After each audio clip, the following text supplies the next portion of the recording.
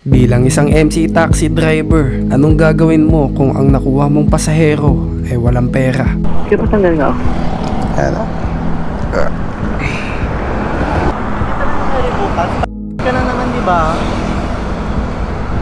Yun lang. Oh, lang. Bigay sa'yo bukas talaga kuya. Hirap. Layo kasi. Oo. Ang hirap. Wala ba talaga ngayon? Wala talaga kuya. Hindi. Ako bukas pa kasi labas na kayo. Layo kasi. Layo ng ano eh, ng... Ang layo ng... trip. Layo kasi ng trip natin eh. Ang hirap kasi nun. Buti kung ano lang, mga 100 lang, okay lang. 400 ko na lang siya bukas kuya. Ha? Kahit yung 400 ko na lang. Ay, wala ba talaga? Kahit manghiram ka muna. Kahit manghiram ka muna. Mahirap kasi yun. Kasi mamaya, alam mo na. Uy, 148 lang. Oo, anuin ko na lang siya bukas kuya talaga. Nakaya ko yun. Bakit? May nag-send sa'yo kuya. Oo na. Ba't 148? Bukas talaga promise kuya. Kasi hindi talaga kaya yun. Nainis ako. Paano di kaya? Kahit ano, kahit 300 na lang. Pa? Wala pa mahihiraman. Wala na kuya. Wala. Kasi ano eh, layo ng pinuntahan natin eh. Ako talaga mag-ano bukas kuya. Ano? Sabi safe card. Promise kuya, promise hindi ako nagbibiro. Hindi mo, kuya promise. Layo kasi oh, tiga mo. Ako kuya, dadagay bukas kuya. Wala. Promise. I swear. Ano yung tangan mo yan? Wait, bago ko pa din. Promise kuya. Wala. Hindi, I mean, wala kang mahihiraman ngayon. Wala po. Kahit Kasi wala ko dalang cash. dapat pagkaganto. Pa? Pag nagjo-joyride ka, dapat may ano Pag magjo-joyride ka, dapat may cash ka or... Kasi ako lumalabas ng kwan kuya. Ha? Nang may cash lalo na kapag mga yaya-yaya lang. Kasi alam ko makapag-gastos ako. Promise talaga. Hindi ka lang naman eh. Ako na talaga mag-aano bukas kuya. Hindi, kasi... No personal, promise ko, I swear kuya. Layo kasi. Kaya namin. Kahit sa mga kaibigan mo lang, kahit ano. Wala na po kuya. Nanonood na ako lang. Hirap kasi yan eh. Pero yung pinuntahan natin, Kuya? yung pinuntahan natin kanina, Ayaw nga, yun na. Sabi ko, doblehin ko na lang sa'yo bukas. hindi, I mean yung pinuntahan natin kanina na nakalagay dito sa app, ano to? Tama naman. Ayun talaga yung binigay sa akin address. Oo. Nakakainis kasi, nung pagdating ko doon, sabi nila, hindi daw yun. Tapos hindi na sila nagre-reply hanggang ngayon. Lo. Hirap naman na ito. Talaga mismo Ito. magbabayad bukas kuya. Iwan ko muna sa'yo card. Card day. Ang hassle naman na ito. Eh paano ka nyan? Ano na lang kuya, magpapasundo na ako. Kasi wala na talaga akong ibang kilala kong hiraman. Dapat di. Meron ako dito sa Cubao, meron naman akong kamag-anak. Ano kasi, hindi na mag-plan ko rin makawalan ko. Oo. Mali kasi yun. Dapat ano, Kaya bukas talaga ako talaga mag-aano. dapat pag umaalis ka, dapat may dala kang pera. Pero gusto ko talaga mag-aano kapag sa'yo. Hindi, kahit ano lang, kahit 500 pesos lang. Kasi mahirap yung ganyan eh. Baka talaga mag-aano bukas. Mahirap yung ganyan kasi syempre ano, Kasi ito yung kasi wala siyang maano ko. Wala siyang mahiraman. Lalo tulog na. Sabi ko naman sa kanya yan, wala na kami mahiraman dito rin. Tulog sa mga kaibigan. yun lang. Sabi ko bukas, sabi ko kung pwede ko kaya na. Mm. Sabi ko bukas. Gcash ko ulit. Magbibigay niya sa'yo. Number mo na lang. 148. So, may kulang pa ako. Ha? Kulang pa ako 200 plus.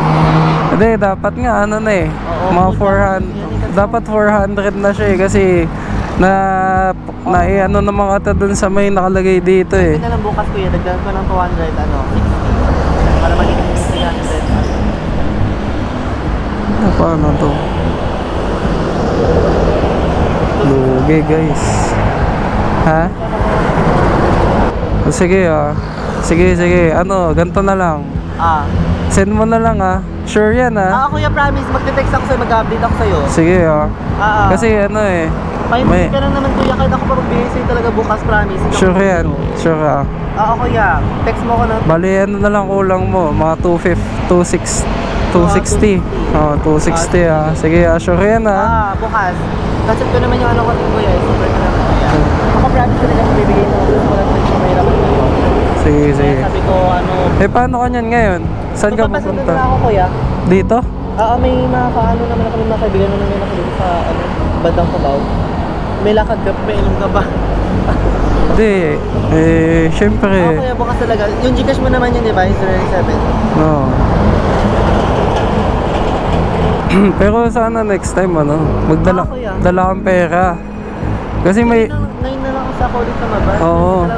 Hindi, kahit ano kasi yun hindi kasi pwede natin iasa sa mga kaibigan natin yung mga ganung bagay. Mamaya mga lasing na yun. Ang hirap naman kasi ang layo din ng binyahe natin, di ba? Oo nga kuya. Pero ngayon na kasi talaga nangyari sa akin. Oo, yun nga Kasi sa part din namin, mahirap din kasi yung ganyan. Kasi ako, madalas, nagtitiwala talaga ako sa mga passenger ko. Pero, nung naranasan ko na hindi mabayaran, hirap na ako magtiwala. Kuya, kasi ako kahit ganito rin naman, kahit ganito rin, hindi rin talaga makatulog ganun lang kapag may mga ganito sitwasyon ako. Hirap din kasi. Alam ko kuya.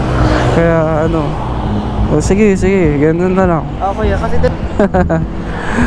Hindi kasi may security camera kasi ako. Alam mo na. For safety lang. Kasi syempre, di ba?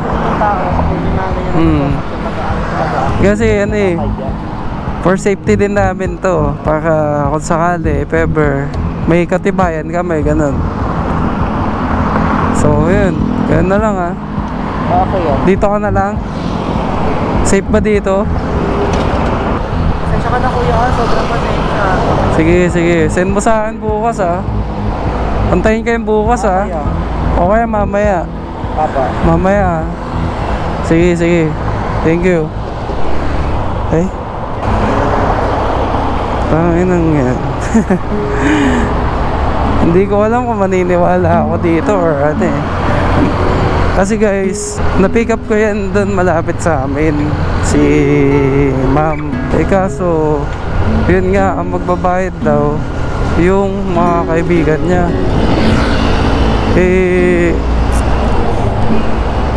Mahirap yung ganun guys. Sobrang hirap nun. Hirap kasi yung ganun na wala kang pera, magjo-joyride ka. Kasi yung dahilan niya guys, yung mga kaibigan niya daw yung magbabayad. Ang pangit kasi nung ganun guys, wala na akong tiwala kasi sa mga pasahero kahit ni joyride Kasi na ano na din tayo dyan na bogus na din tayo dyan Ganun. Yun lang guys, may experience na kasi tayo sa mga ganyan. Pero nag-send naman siya ng 148. Ewan ko kung sino yung nag-send ng 148 pesos sa Gcash natin. Tapos yung 260 pesos daw, i-send na lang daw ulit or mamaya or bukas. Antayin natin guys, and then kapag alam niya na hindi ko alam kung ipopost ko, pero ipopost natin to, pero bibigyan natin ng ng privacy. Pero wag naman sana yung hinala ko totoo kay ma'am, kasi maayos naman siya kausap, mabait naman. Saka malapit lang sa amin yung pick up location niya. Yun lang guys, gusto ko lang sabihin sa mga nagjo-joyride dyan, magdala kayong pera. Hindi pwedeng yung sa drop off yung magbabayad. Dapat may dala din kayong cash, Gcash, or kahit ano na pwede nyong pambayad. Kasi syempre naninigurado din kami, lalo yung ganito na napakalayo nung